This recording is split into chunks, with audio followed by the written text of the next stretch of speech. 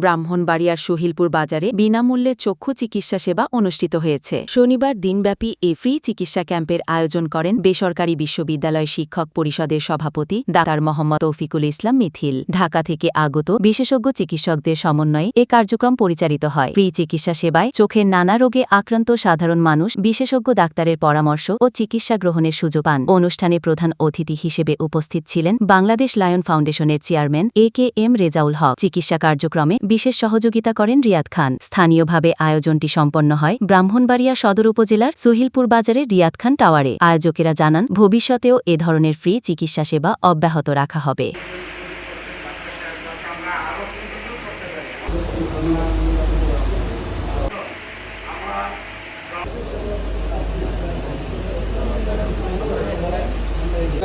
আমাদের চেয়ারম্যান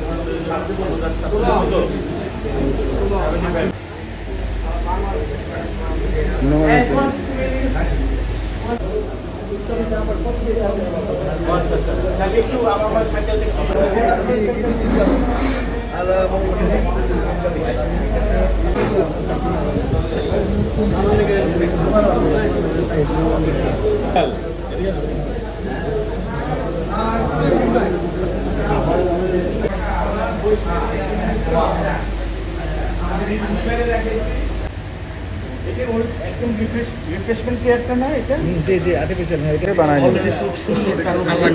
না, একটাই এই ডবটা খালি ব্যবহার করে